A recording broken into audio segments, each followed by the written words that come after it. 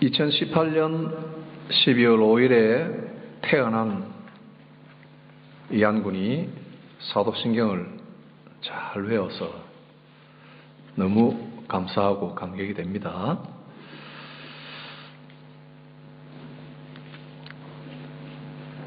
고린도후서 사도 바울이 고린도 교회에 이 편지를 쓸 때 여러분이 지금 보시는 대로 하나의 어떤 그 축도와 같은 그 문안 인사를 먼저 씁니다. 이 문안 인사는 유대인들이 유대 교회에서 회당에서 많이 쓰는 그런 전통적인 인사 중 하나입니다. 사도 바울 자신이 유대인으로 태어나서 유대인으로 자랐고 또 유대교 배경을 가지고 있었기 때문에 이런 인사를 하는 것은 당연한 일입니다. 그 주된 내용은 3절에 쭉 나와 있는데 자비하신 하나님이라 하는 내용이에요. 하나님은 자비로우신 하나님이다. 그런데 사도 바울은 단지 유대인의 인사를 그대로 흉내내거나 옮기지 않고 아주 특별한 문장을 거기다가 써서 좀 다르게 변형을 시킵니다. 그것이 뭐냐면 예수 그리스도의 아버지 하나님이라는 것을 씁니다. 유대인들은 예수 그리스도를 넣지를 않습니다. 사도 바울은 예수님을 믿고 예수님의 사도가 되어서 그리스도인이 된 사람이기 때문에 하나님을 그냥 자비로운 하나님이라고 말하지 않고 아버지 하나님 그리고 그리스도의 아버지 된 자비로운 하나님이다. 이런 문장으로 인사를 씁니다. 하나님을 우리 주 예수 그리스도의 아버지다. 그렇게 부를 때 우리는 여기에서 이제 사도 바울이 이 하나님이 바로 모든 위로의 하나님이다 하는 것을 이제 이야기를 하는 겁니다. 물론 구약에도 예수 그리스도 없는 하나님만을 믿는 유대인들도 하나님은 자비로우신 분이다 하는 것을 많이 강조를 했습니다. 구약에 보면 하나님께서 나는 자비로운 여호와로라 하고 모세 앞에 나타나셨을 때 그렇게 하나님의 자비로운 그런 이름을 이야기를 하십니다.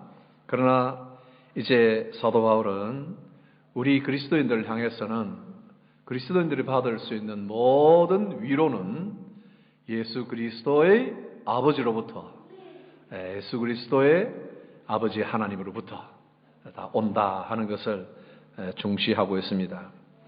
어떻게 해서 예수님으로부터 이런 위로가 오는가? 왜 예수님이 거기에 들어가는가? 거기에는 제가 한 3가지로 이렇게 정리를 해봤는데 하나는 예수 그리스도 안에 하나님의 그 자비의 모든 계시가 다 담겨 있었다는 거예요. 하나님이 직접 혹은 선지자들을 통해서 하나님이 자비로우신 분이라는 것을 많이 구약에서 강조를 했지만은 이제 사도 바울이 이야기하고자 하는 것은 예수 그리스도의 아버지 하나님, 자비로운 하나님을 이야기할 때는 예수님에게 하나님의 그 자비하심이 모두 다 농축되고 거기에 담겨서 계시되었다 하는 것입니다. 계시라는 말은 좀 어려운 말일 수도 있는데 계시는 하나님으로부터 내려온 거예요. 이것은 우리 기독교의 독특한 성격이에요. 무슨 말이냐? 이 세상에 종교가 많이 있어요. 그런데 많은 종교는 우리 사람들이 하늘을 향해서 우리가 정성을 다하고 열심히 공을 들이고 내 마음을 다 바쳐서 그 신을 기쁘게 하기 위해서 노력하는 이것이 세상의 종교예요. 그러나 우리 기독교의 중요한 내용이 계시의 종교라는 것은 우리 사람들이 자기 마음대로 살아가고 죄인이 되어 있을 때 우리 하나님께서 직접 내려오셔서 우리에게로 다가오셨다. 하나님이 먼저 우리를 찾아주셨다는 거예요. 여러분, 우리 가운데 하나님이 우리를 찾아주셨기 때문에 하나님을 만나게 되었지 우리 가운데 어떤 사람도 하나님을 혼자 먼저 찾아간 사람이 없습니다. 예수 그리스도가 그 예수님이 우리에게 보여주신 것이 바로 하나님의 그 자비, 하나님의 사랑의 핵심이었어요. 그래서 로마서를 보면 예수 그리스도 안에 우리 하나님의 사랑이 온전히 확증되었는데 우리가 아직 연약할 때에 그랬어요. 우리가 연약할 때에, 우리가 죄인 되었을 때에, 이 말은 우리는 전혀 하나님에 대해서 관심이 없고 예수 그리스도에 대해서 알지도 못했을 그런 사람들. C.S. 루이스가 이렇게 이야기합니다. 우리가 하나님의 은혜를 무시할 뿐만 아니라 아예 그것을 받지 않으려고 그냥 몸부림을 치면서 거부하는 그런 상태에 있을 때 하나님은 우리를 찾아오셔서 계시해 주시고 성령으로 이것을 깨닫게 해주시고 알게 하셔서 어린 아이라도 예수님을 믿고 청소년이라도 온갖 세상의 유혹이 많지만 그들의 마음속에 예수님을 믿고 하나님을 아는 지식을 얻게 되었다는 거예요. 얻게 되었다. 우리의 노력이 아니죠. 이것이 바로 계시라는 겁니다. 그래서 사도 바울은 그리스도의 아버지라는 것을 강조해요. 두 번째로는 이 말씀 속에는 역사성이 있습니다. 역사성. 2018년 12월 5일 태어난 정이한. 이건 역사예요. 그렇죠. 누가 이걸 찢을 수 없고 부모들이 바꿀 수 없는 거예요. 그죠? 지난 주간에 우리는 수련회를 했어요. 청소년들이 따로 모여서 스타디도 하고 함께 기도하고 컵라면을 먹고 같이 게임하고 액티비티하고 같이 잠자리에서 같이 이렇게 합숙을 하고 이런 시간을 보냈어요. 모두 다 즐거운 시간을 가졌어요. 캠프파이어를 할 때 불을 피워놓고 우리가 다 둘러서서 앉아서 사람들이 와서 이야기도 하고 그런 시간을 가졌어요. 그것은 지나간 2주간 전에 있었던 일이에요. 아니라고 말할 수가 없죠. 이게 역사예요. 부정을 할 수가 없어요. 그죠? 2주간 전에 있었던 일. 2018년 12월 5일에 있었던 일. 그와 마찬가지로 예수님이 이 세상에 오신 것은 역사적인 사실이에요. 예수님이 이 세상에 오셨어요. 어떻게 오셨어요? 우리 하나님께서 그의 아들을, 그 독생자 예수님을 보내셨어요. 독생자라고 해서 하나님께서 누군가 결혼을 해가지고 뭐 아들을 낳았다 이런 게 아니죠. 하나님에는 삼위가 계시는데 성부 하나님, 아버지 하나님이 계시고 성자 예수님이 계시고 성령 하나님이 계신다. 삼위 하나님이에요. 그 중에 예수님이 이 땅에 오셨어요. 우리와 같은 몸을 입고 이 땅에 오셨다는 것이 역사적인 사건. 이거는 부정할 수 없는 거예요. 언제요? 횟수로는 우리가 정확하게는 모르지만 2000여 년 전에 오신 거예요. 그래서 그 오신 분은 선지자들이 구약에 다 예언한 대로, 기록한 대로 이렇게 예수님이 그 예언을 따라서 오셨던 거예요. 예수님이 오시기 전에는 전부 예언이었고 사람들이 기다리고 있었지만은 예수님이 오심으로써 역사 속으로 들어오셨다. 이것은 사실이에요. 이 사실을 근거로 하여 하나님이 그에게 하나님의 자비와 사랑을 전부 쏟아 부으셔서 우리가 죄인 되었을 때, 우리가 하나님을 거부하고 떠나 있을 때 우리를 위한 그분의 자비하심을, 그분의 사랑을 확증을 하셨다. 예수님이 오심으로. 예수님 만약 아직 안 오셨으면 아직도 우리가 확증이 되는지 뭐 할 수 있어요. 그러나 예수님이 역사 속에 분명하게 오셨기 때문에 그로 인하여 확증이 된 거예요. 그러므로 하나님의 자비가 우리에게 지금도 계속 흘러내리고 있다 하는 겁니다. 하나님은 예수님을 통하여 보여주신 자비 그대로, 그 사건을 성취하신 그대로 우리 성도들을 이와 같이 이 바탕 위에서 모든 환난, 사도 바울이 고린도 후서 1장 4절에서 모든 환난이라는 말을 2번이나 쓰고 있는데 모든 환난 속에서 모든 위로를 베풀어 주실 것이다 하는 말씀을 주고 있습니다. 우리가 당하는 여러 가지 환난, 이 환난은 주로 외부에서 일어납니다. 시작은 외부에서 일어나서 그것이 우리 마음 속에서 그만 내면의 고통과 고충과 혼란으로 이렇게 바뀌어지는 거예요. 어떤 사람들은 외부에 어떤 어려운 일이 있어도 내면에서 이걸 일어나지 않도록 차단을 잘 시키는 사람이 있어요. 그러나 그것이 쉽지 않다는 걸 여러분 잘 압니다. 많은 책들이 베스트셀러로 나오는 것이 외부의 환란, 외부의 어려움, 누군가의 어떤 도전, 세상의 어떤 고난 이런 것들이 올 때 마음을 잘 다스리면 이걸 잘 이길 수 있고 컨트롤할 수 있다는데 그게 그렇게 쉬운 게 아니에요. 모든 환란이라는 것은 외부에 일어나는 이런 환란, 어려움들이 내면에 들어와서 혼란과 고충을 일으켜 버리는 겁니다. 특별히 그리스도에 대해서 이 세상은 계속적으로 대적을 하고 있어요. 예? 교회에 대하여 이 세상은 언제나 이렇게 프렌들리 하지 않아요. 항상 호스타일, 항상 대적하고 미워하고 싫어해요. 왜 사람들이 교회를 그렇게 욕을 하지? 아니에요. 세상은 항상 교회를 대적하고 믿는 자들을 대적해 왔어요. 그런데 이런 적대적인 세상에서 예수를 믿고 그리스도인이 되었다고 할 때 여러분들이 그리스도인으로서 이 세상을 살아갈 때 이런 모든 종류의 환난을 받게 되어 있다 하는 것입니다. 그리스도의 아버지라고 할 때 이 그리스도는 어떻게 해서 우리에게 모든 위로의 원천이 되는가? 그분 자신이 이 세상에 오셨을 뿐만 아니라 모든 환난을 다 겪으셨습니다. 그리고 예수님은 모든 위로를 또 다 받으셨습니다.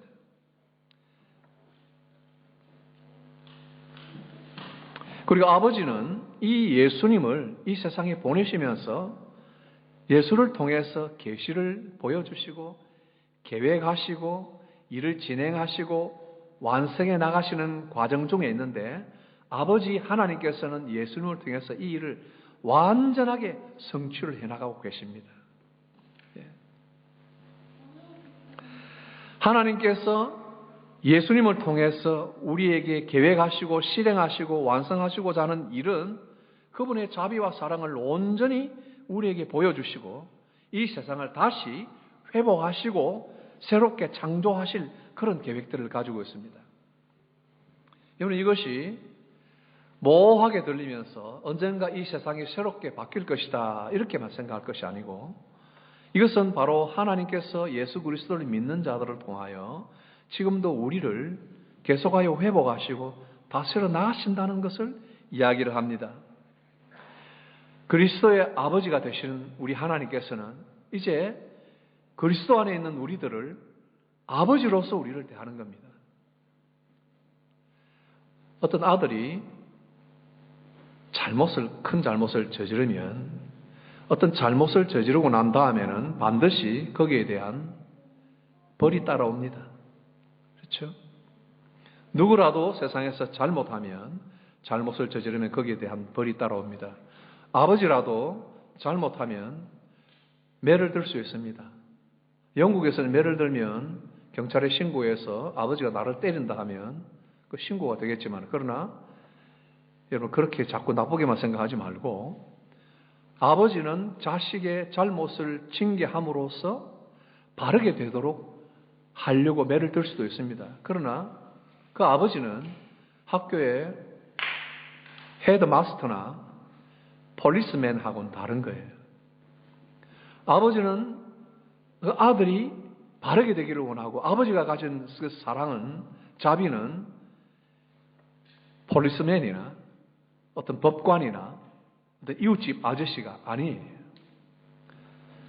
우리가 이한이를 사랑스럽다 하고 웃어주고 이쁘다고 눈을 보내주고 안아주고 하지만은 아버지가 그 아이에게서 눈을 떼지 않는 것하고는 다른 거예요.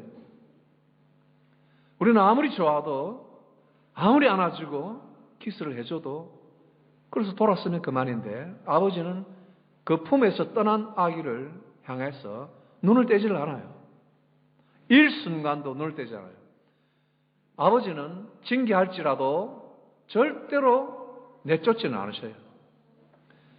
하나님은 우리에게 아버지라는 말씀을 하시면서 이 세상 아버지에게 하나님의 사랑이 얼마나 우리에게 가까이 와 있는가를 계속 강조를 해주시는 거예요. 아버지는 매를 들지라도 어느 순간이 오면 그 아이가 불 속으로 들어간다고 할 때 불 속으로 같이 뛰어들고 그 아이를 위해서 대신 죽을 수 있는 것이 아버지예요. 우리 하나님께서 이런 자비하심으로 우리에게 오셔서 우리와 함께 계시고 우리 속에서 새로운 창조들을 계속 해나가시고 우리를 회복해 나가신다는 것을 우리가 여기서 봅니다. 예수님께서 이 세상에 오셔서 많은 환난 당하셨죠. 가시밭길 다 걸어가셨고 골고다 길 걸어가셨고 십자가 지시고 못 박혀 예수님이 돌아가셨어요. 돌아가시기 전에 예수님께서 하셨던 기도가 있습니다. 나의 하나님, 나의 하나님, 어찌하여 나를 버리셨나이까? 예수님께서 그 고통 중에 하나님께서는 나를 버리셨다고 생각할 만큼 외치셨지만은, 그러나 하나님은 십자가에서 죽으신 예수님을 따라서 죽음 속으로 같이 들어가셨어요. 사도행전 2장 24절 보면 하나님이 그를 사망에 매여 있지 않도록 사망의 고통을 풀어서 살리셨다고 그랬는데, 그로 인해서 예수 그리스도는 그는 사망에 매여 있을 수가 없었다고 이야기합니다. 예수님이 죽으시고 예수님이 성자 하나님이기 때문에 예수님에게 죽음이라는 것은 이길 수가 없는 거죠. 그러나 인간의 몸을 입고 죽음을 경험하시고 무덤 속으로 들어가셨는데 하나님은 그 예수님을 일으키셨잖아요. 예수님은 사망에 매여 있을 수가 없는 분이에요. 왜요? 하나님이 그를 사망의 고통 속에 두지 아니하시고 풀어 살리셨다는 거예요. 여기에 무슨 위로가 있습니까? 예수님을 믿는 우리 성도들, 사도 바울이 거듭거듭 말하는 대로 예수 그리스도로 말미암아 그로 말미암아 예수 안에서 얻는 위로와 얻는 의와 얻는 영생들을 이야기할 때 이 예수 안에서라는 것, 우리는 이제 세 번째, 그분을 믿음으로, 그분을 풀어 살리신 하나님을 믿음으로. 이 일이 언제 일어났어요?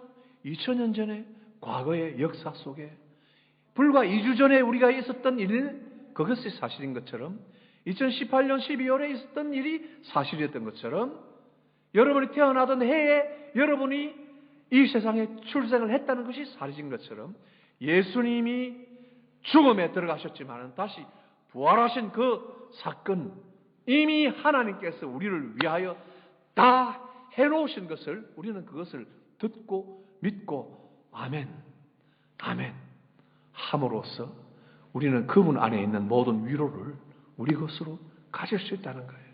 어떤 위로예요? 모든 환난했어요. 모든 환난했어요. 여러분, 저기 교회가 막 시작될 때 예수님이 십자가에 못 박혀 돌아가셨잖아요. 돌아가셨을 때 성도들이, 예수님을 믿던 사람들이 다 모여 있었어요. 그때 그 공포감을 아시겠어요? 여러분, 만약에 제가 박해를 받아서 십자가에 달려 죽었다, 그리고 나서 여러분들이 여기 모여 있을 때 여러분 내가 죽는 것을, 십자가에서 피 흘려 죽는 것을 여러분들이 다 보셨다고 하면 그 다음에 공포가 어떻게 했어요? 이 예수를 믿는 제자들에게 그 다음에 그를 믿는 성도들을 이제 그 다음에 타겟이라고 하지 않겠어요? 우리의 대장이 죽었으니까 우리가 어디 가서 마음을 놓고 쉬겠어요? 오죽하면 예수님이 잡혀가실 때 오죽하면 베드로가 나는 저 사람 몰라 그랬겠어요. 나하고 상관없는 사람이야 하고 말했겠어요. 그죠? 그런 연약한 사람들이 모여서 공포심에 떨고 있었던 사람들이에요.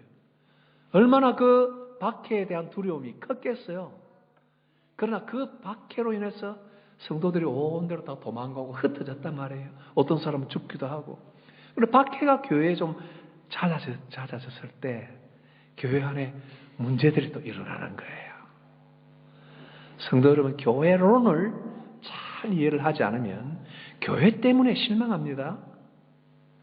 교회론을 잘 이해하셔야 돼요. 교회는 사단의 공격 대상이에요. 주요 공격 대상이에요. 여러분 은혜를 받으셨어요? 기도를 하셨어요? 그 다음이 중요해요. 새로운 전술들이 일어나고 더 교묘한 계략들이 일어나서 여러분들을 실망하게 만들고 교회를 무력하게 만드는 것이 이 세상 교회들이 지금까지 겪어왔던 거예요. 박해가 잦아졌을 때 그 안에 여러 가지 문제가 생기는데 게바, 베드로, 바울, 그 다음에 아볼로, 여러분 이 세 사람은 초대교회 예수님 부활 이후에 아주 기라성 같은 최고의 지도자들이에요. 그런데 이 교회 영향력, 고린도 교회 영향력을 미칠 때 고린도 교회 저쪽에 일부는 나는 게바를 따라가야, 바울 아무것도 아니야, 나는 아볼로 편이 아니야, 나는 게바, 베드로가 진짜지, 수제자지 하는 사람이 있었고요. 저쪽에서는 웃기네, 예수 부인한 사람인데 우리는 아볼로야. 아볼로가 얼마나 설교를 잘한 줄 알아? 저분이야말로 하나님의 선지자야, 예수님의 뒤를 이어갈 사람이야 했던 사람들이 있어요. 어떤 사람들은 바울이야 이랬던 사람이 있고요. 서로가 어떻게 너는 바울을 따라가? 어떻게 너는 게바를 따라가? 하고, 어떻게 너는 아볼로를 따라가? 어떻게 너는 게바를 따라가? 서로가 분파가 생겼단 말이에요. 여러분 이 웅성거리는 이 분파를 여러분 이해하시겠어요? 그것만 해도 정신이 없어요. 교회가 3분이 돼가지고 우왕좌왕하고 말이죠. 거짓 선지자들이 또 거기 들어와요. 들어와서 바울은 선지자가 아니야. 바울을 쫓으려고 하는 사람들은 완전히 찬물을 끼얹죠. 그 사람들이 가만히 있겠어요? 서로 분란이 일어납니다. 안에서 어떤 사람들이 성적인 범죄를 저지릅니다. 어떤 사람들은 독신자입니다. 나는 정말 독신으로서 하나님을 잘 섬기는 정말 참된 하나님의 종이야 이러고 있습니다. 결혼한 사람은 괜히 미안하게 만들고 말이죠. 어떤 사람은 은사가 있었어요. 방언을 합니다. 기도하는데 저기서 큰 소리로 방언을 합니다. 그리고 방언하지 않는 사람들은 은사가 없어서 능력이 없다고 생각하고 자기들이 우쭐거립니다. 우상 제물이 일어납니다. 그 우상 제물을 나는 믿음이 있기 때문에 많은 이교도들이 자기들 신에게 드렸던 제사 고기들을 먹고 잔치하고 시장에 내다 팝니다. 그때 그리스도를 믿는 사람들이 우리는 입으로 들어가는 것이 우리를 더럽게 하는 것이 아니야, 나는 믿음이 있어 하고 고기를 잘라서 먹어버립니다. 거기 가서 나는 믿음이 있으니까 나는 하나님만 믿어, 우상 귀신들은 뭐 없어 이러면서 마음대로 먹습니다. 믿음이 연약한 어린 아이 같은 사람들이 보고는 야, 우상 제물을 먹는다고 시험에 듭니다. 부자가 있습니다. 굉장한 거부들이 있습니다. 가난한 사람이 있습니다. 거부들은 큰 집을 가지고 있습니다. 많은 교회 성도들이 모일 때 가정의 교회에서 모일 때가 많았습니다. 교회라는 어떤 집을 지어놓고 많은 사람들이 그 교회에 모이는 것이 아니에요. 초대교회 가정교회들이 많았습니다. 그 교회 가정교회 모일 때 집이 큰 집에서 모이죠. 부잣집에서 모인단 말입니다. 부잣집에 주인이 앉으면 그 옆에는 부자들이 다 앉겠죠. 그렇지 않겠어요? 가난한 사람들은 그 교회에 지금 들어오지를 못해요. 왜냐하니까 밖에서 일을 해야 되니까. 실컷 일하고 늦게 오니까 성찬식이 다 끝났어요. 성찬식을 할 때 요즘처럼 빵 한 조각 먹습니까? 빵을 떼서 나누고 포도즙을 나누고 이렇게 하지 않습니까? 좋은 음식들이 차려집니다. 어떤 사람들은 그 상석에 앉아서 많은 것을 먹지요. 어떤 사람은 먹지 않고 있죠. 이런 것으로 인해서 교회 안에 분파가 생기고 분열이 생깁니다. 말할 수 없는 여러 가지 문제들이 한 교회 안에, 한 성도들 안에 이렇게 일어납니다. 이런 어려움 속에서 하나님의 위로와 참된 믿음의 기반이 어디 있는가 하는 것을 사도 바울은 아버지 하나님에게, 그리고 그리스도 안에 그를 다시 주목하고 그분을 바라보도록 촉구를 하는 겁니다. 여러분, 이런 여러 가지 문제들이 고린도 교회에 있었다고 하면, 초대교회에 있었다면 2세기 교회, 3세기 교회는 없었습니까? 쭉 교회 역사 안에는 교회는 늘 중국이나 어디에 함경도나 홍수가 나서 떠내려 가는데 마치 흔들리는 그저 흔들흔들하는 집과 같이 교회는 버티고 있었어요. 오늘 우리 현대교회도 마찬가지예요. 자유주의 물결이 교회에 들어왔어요. 자유주의 물결. 자유주의 물결이 뭔가? 어디를 가나 에딘버러로 가면 돼. 동쪽으로 가도 되고 서쪽으로 가도 되고 비행기를 타고 갈 수도 있고 자전거를 타고 갈 수도 있고 어떤 방법을 통하든지 불교를 믿든지 이슬람교도가 되든지 크리스찬이 되든지 힌두교를 믿든지 모든 종교, 해를 믿든지 산을 믿든지 간에 모든 종교를 통해서 하나님께서 다 하나님께 오도록 만들어 놨다. 그리스도 없는 하나님을 가르치고 예수 그리스도가 빠진 복음을 가르치는 거예요. 그것에 대하여 동조하고 자유주의 물결이 뭐냐? 이런 것뿐만 아니라 성경을 하나님의 완전하신 말씀으로 인정하지 않아요. 우리는 성경을 무오한, 오류가 없는 하나님의 말씀으로 믿어요. 그러나 성경 안에는 잘못된 것이 있어. 이런 것은 잘못됐어. 또 역사적으로 공부를 해보니까 마리아는 아버지, 실제로 남편이 있었는데 요셉과 함께 결혼한 것이 아니라 그 아들을 낳은 것은 성령으로 낳은 것이 아니라 로마의 병정과 섹스를 해서 아들을 낳은 것이야. 예수라는 이름이 그렇게 해서 나온 거야. 사람들은 자기들이 공부를 많이 해서 책을 이렇게 두껍게 쓰고 결론을 내리는 것이 그렇게 이야기를 합니다. 이런 자유주의 물결이 교회 안에 들어오니까 성경은 믿음의 근거에서 너무 희박해져 버리고 우리 믿는 도리에서 기초를 제공하지를 못하는 거예요.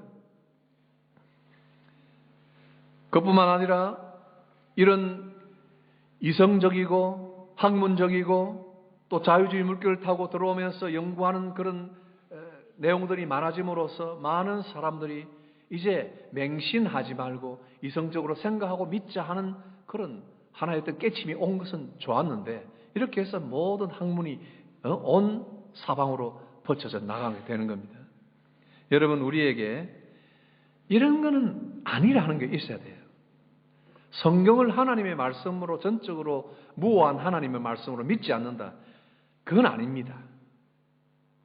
그건 아닙니다. 많은 목회자들이나 목사들이나 신학자들이 그렇게 말을 할 때 여러분 그건 아니라고 해야 됩니다.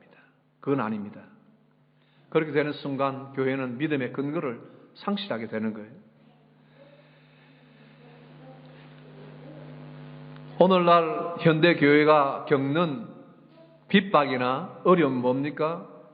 종탑을 이제 끊어버리자. 이런 이야기도 나오죠. 예배를 같이 모여서 드리는 것을 제한하자. 이런 것도 나오죠. 여러분, 이것도 큰 문제라고 생각하고 있습니다. 그러나 제가 생각하는 가장 큰 문제는 다른 데 있습니다. 가장 중요한 경계해야 할 복병이 있는데 그것은 세상의 가치관입니다. 세상적인 방법에 떠밀려서 거기에 타협하고 굴복해 나가는 겁니다. 예배에 그러면서도 참석하는 성도 여러분, 예배에 참석하는 것이 정말로 하나님의 은혜로 참석하는 겁니다. 정말 하나님의 은혜로 참석하는 겁니다. 여러분, 진짜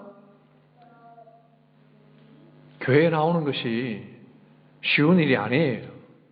어떤 사람들은 교회 나와서 설교를 좀 짧게 했으면 좋겠다. 오늘 또 교회 가야 되나. 어쩔 수 없이 나오는 사람이 있는데 그래도 나오는 사람들 계속 나옵니다. 얼마나 자의가 아니고 무엇인가 끌려 있고 무엇인가 붙들려 있다는 것을 본인도 알 것입니다. 그러면서도 우리의 내면 속에 들어오는 세속적인 물결이나 세상과 타협하고 세상 것으로 계산하고 세상을 추구하는 이것이 계속 이렇게 혼합이 되고 있으니까 내가 누군가 하고 질문을 자꾸 하게 됩니다. 그럼으로써 보이지 않는 것을 우리가 믿고 믿음으로 살아가고 있는데 그 믿는 것이 보이는 여러 가지 보이는 것들에 대한 위협 아래 깔려서 질식해 가고 있고 그래서 사기가 자꾸 꺾여버린단 말이에요. 사기가 꺾여버린 상태예요. 언제나 성도들을 보면 금방 믿고 은혜를 많이 받고 기도를 해서 금방 내려온 사람 아니면 대부분은 뭔가 기진해 있어요. 뭔가 풀이 주고 있어요. 뭔가 기가 꺾여 있어요. 왜냐하면 이런 내면의 혼란과 위협들이 우리 속에 늘 존재하고 있기 때문입니다. 하나님의 자녀라는 것을 분명히 믿고 고백하면서도 불투명하단 말이에요. 내가 정말 하나님의 자녀인가? 승리 대신 우리 앞에 걸어가는 모든 길은 가시밭길 뿐인 거예요. 좀 한숨 좀 쉴까 하는데 금방 또 어려운 문제들이 닥치고 겹치는 거예요.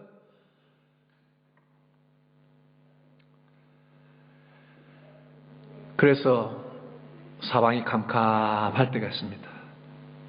캄캄합니다. 이렇게 해서 어떻게 되는 건가? 정말 내 인생이 어떻게 되는 건가 캄캄합니다. 좌로 우로 살펴도 뭔가 끝이 보이지 않습니다. 여러분, 그래서 어떤 사람들은 살아있으나 죽은 것 같아 이렇게 말할 수 있습니다. 그렇죠?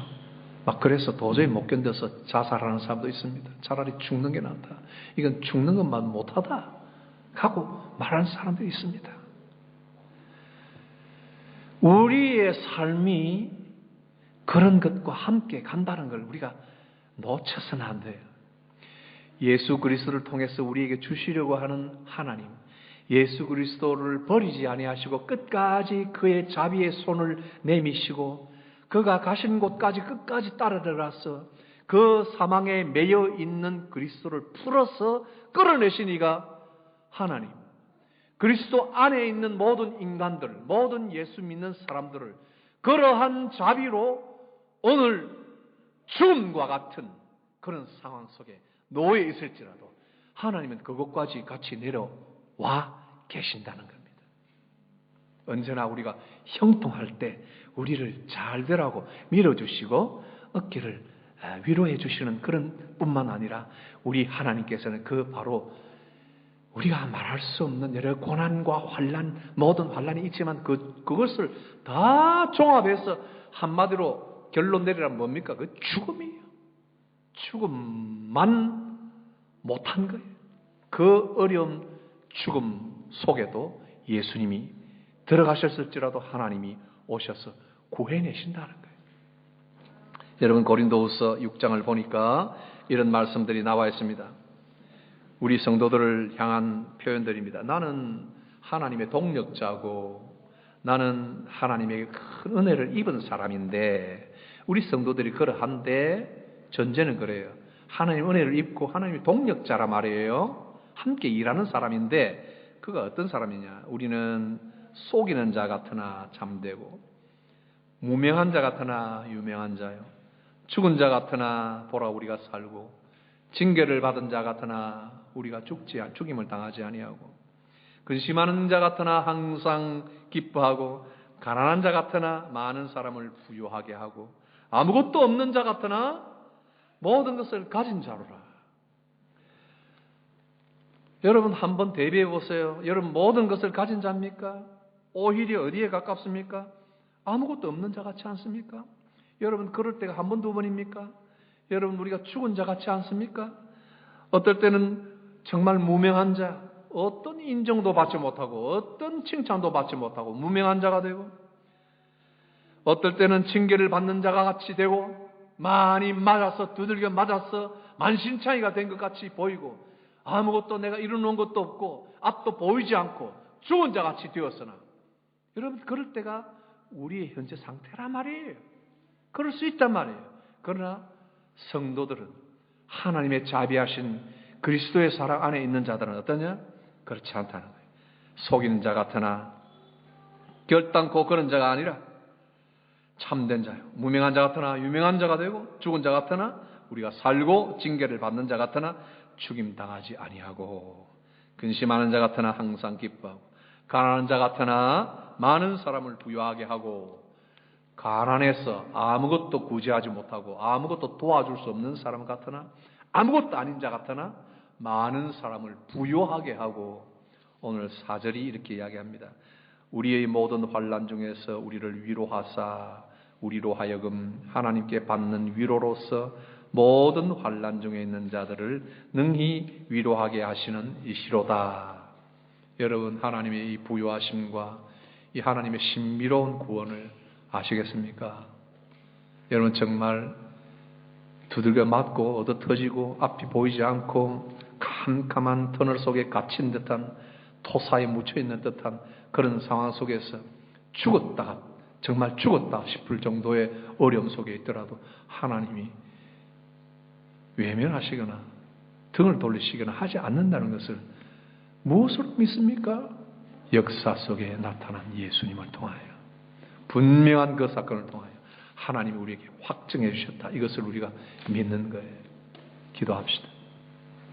하나님 아버지, 우리 귀한 성도들을 하나하나 사랑해 주시고 하나님의 말씀을 주셔서 우리의 어떠한 환경 속에 있을지라도 그 모든 환난으로 오히려 극복할 뿐만 아니라 다른 모든 사람들을 부욕케 하고 주의 이름으로 환난에 처한 자들을 더욱더 위로할 수 있는 자로 우리를 이끌어감을 감사합니다.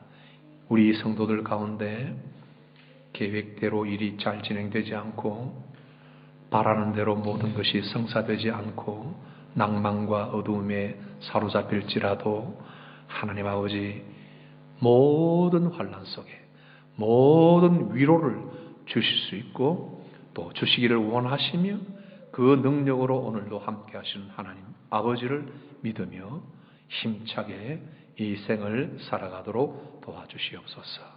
예수님 이름으로 기도하옵나이다. 아멘.